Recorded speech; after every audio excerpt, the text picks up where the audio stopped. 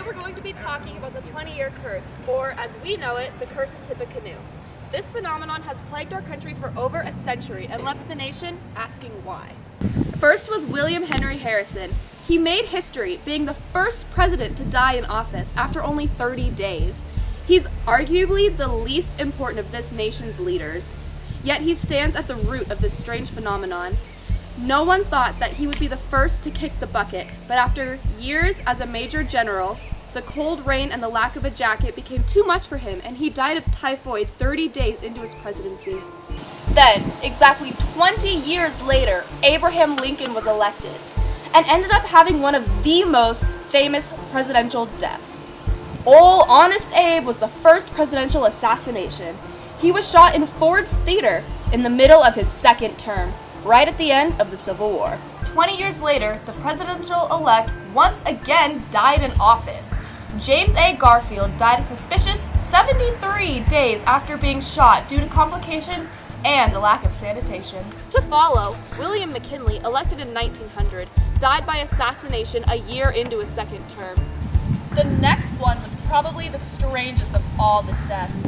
Warren G. Harding seemed to be sick for a while, and just as he was getting better, he died. Everything about his death was seemingly a mystery. Was it a stroke? A heart attack? Or something more? Then, the next 0-year elect, Franklin Roosevelt, this nation's rightful bro, died crushing the hearts and minds of the people, years after he ended the Great Depression and secured himself as one of the most successful presidents in U.S. history. Rock on. In 1960, the phenomenon took the life of yet another U.S. president. JFK was one of the most popular presidents, which made his death even more traumatic. His death inflicted feelings of uncertainty and hysteria across the nation. Then, in 1980, everything stopped. Ronald Reagan, elected in 1980, survived his 2 terms in office, consisting of an assassination attempt. Another 20 years passed, and people were still wondering if the peculiar deaths would continue. Then, George W. Bush survived not 1, but 4 near-death experiences, but in the end, made it through the 2 terms in office. Now let's jump into the theories.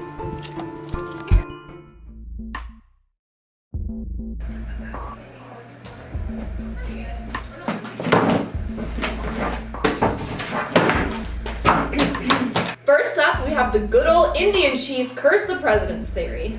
Here's the breakdown. After William Henry Harrison betrayed Tecumseh in the Battle of Tippecanoe by taking over land that had previously been promised to Tecumseh and his people, after Tecumseh died during the battle over land, his brother, was the one to implement the curse by saying, "Harrison will die, I tell you, and after him, every great chief chosen every 20 years thereafter will die. And when each one dies, let everyone remember the death of my people." William Henry Harrison probably felt like this. Thus, the curse was born. This version of the curse, often called either Tecumseh's curse or the curse of Tippecanoe, also gives reason for the only death that occurred outside of the 20-year increments.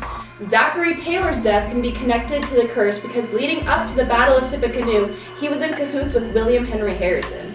That was a mistake.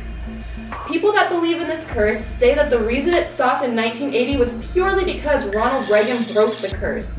In the future, no more presidents will die, even if elected in a 0 year, because Reagan broke the curse by surviving 2 terms in office.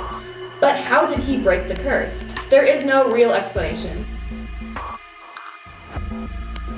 Next up, we have the theory that the curse was made up in the 30s. The first mention of the curse in print wasn't until 1931, with the release of the first Ripley's Believe It or Not book. That Tecumseh's brother said the curse after his death, and then every 20 years the president died. Doesn't it seem a bit suspicious that the curse had happened for nearly 100 years before any mention of it? It wasn't until 100 years after Tecumseh's brother uttered the mysterious words that it was published in print. Was the whole curse made up in the 1930s to bring excitement to people during the Great Depression?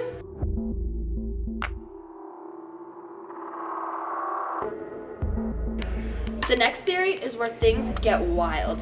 The basis of the next interpretation of the deaths is the alignment of the planets, and it's understood best through the words of astrological terms.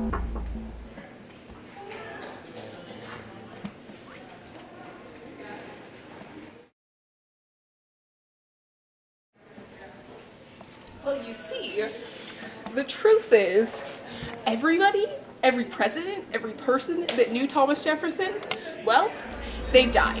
And I think me and all of the other Thomas Jefferson is the Killer Society members all believe that Thomas Jefferson is killing them all. And now back to the real astrologer. World-renowned astrologist, Yes. Mr. Seeley. Yes. What are your thoughts about predicting the future through astrology? Well, let me look over here because I do my best thinking when I look down at about a 15-degree angle. Well, to start, many astrologists believe that the conclusion of events in the future can be determined through studying the planets and stars. I wouldn't go as far as predicting simple day-to-day events, but you can see major things such as deaths of even who will win presidential elections. Leading up to the 1980 election, using stars as my guide, which is just a great life philosophy, predicted that Reagan would win, and his death would not occur during his presidency. Now, do you think there is an astrological explanation for the presidential deaths occurring every 20 years? Oh, great question, reporter.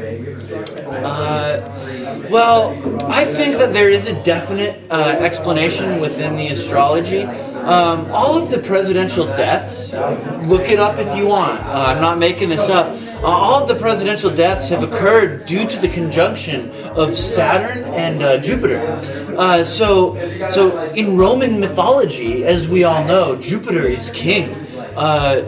Much like many of our presidents are very king-like. All of the presidents that died were elected within months of the conjunction of the planets with an Earth sign. So knowing this, I knew that Reagan would not die because his conjunction occurred during an air sign. The one thing I did not predict was Bush surviving office. His election was in alignment with an Earth sign once again, which means that he should have died, and I think we can all accept that he must be a zombie. Because I think he must have died. Because the astrology can't be wrong. So he was dead during office. He was surviving by eating the brains. I believe it. Many. I believe Yes. it. I'm not sure about being a zombie, but I'm sure Bush somehow broke the curse. The curse was definitely after him with the 4 near-death experiences. First, there was a shooter that fired a handful of shots on the grounds of the White House. Then, a grenade was thrown at him but failed to detonate. A pair of shoes was hurled at him from an audience member. Then, Bush choked on a pretzel while watching a football game with his dogs, which resulted in him fainting and hitting his head after. My mother always said, when you're eating pretzels, chew before you swallow. One strong believer in the astrological aspects of the curse was Nancy Reagan. While her husband was in office, she took it upon herself to call in Joan Quigley, a psychic and astrologist, to approve all of Ronald's actions. After the attempt on his life on March 30th, 1981, Nancy asked Quigley if she could have foreseen and possibly prevented the assassination attempt. Quigley answered affirmatively, saying that she could have done so had she been looking at the time. Nancy was not allowed to have a White House astrologer and kept it a secret from everyone, including the White House Chief of Staff, Donald Reagan. Donald later said, "Virtually every major move and decision the Reagans made during my time as White House Chief of Staff was cleared in advance with the woman in San Francisco who drew up horoscopes to make certain that the planets were in a favorable alignment for the enterprise." At this point, after 7 presidential deaths, everyone was paranoid. If the astrology theory is true, then what made the deaths stop? How exactly did Bush survive his 2 terms? We believe that it might have something to do with President Jimmy Carter. Carter was president right before Ronald Reagan, from 1976 to 1980. He also ran against Reagan in the election of 1980. At the campaign rally in Dayton, Ohio on October 2nd, 1980, months before Saturn and Jupiter would align, Carter was questioned on his thoughts about the curse. He replied that, if he was elected, he would not worry about the curse and would just try his best to be president. The strange part is, John Hinckley Jr., the man who would shoot Ronald Reagan just 6 months later, was present at the event, which leaves the question, what ties President Carter to the curse? My team and I were touring the Jimmy Carter Museum and Library when we stumbled upon something mysterious. In 1977, in the heat of Carter's presidency, the Voyager 2 spacecraft was launched into space with a flight plan for Jupiter and Saturn. On their website, NASA cites that the goals of this mission were designed to take advantage of a rare planetary alignment, which, in comparison with other missions, seems incredibly vague. Upon further research, we learned that 20 years later, in 1997, Cassini-Huygens was launched towards Jupiter and Saturn on a similar mission. Then, the following 0-year presidency did not end in a death. Do these spacecrafts hold the missing link to the deaths? Are they the explanation for the end of the strange phenomenon? In the year 2018, with the curse holding a 7 out of 9 death rate, will we ever know the truth? Why have so many presidents met their fateful end in office after being elected in a consistent 20-year pattern? Did an unhappy Indian chief really curse the presidents? Did Ronald Reagan reverse the curse by surviving presidency? Or was it George W. Bush? In the end, was it President Carter who discovered the key to breaking the curse with a spacecraft? Only time will tell. We'll have to see in 2020.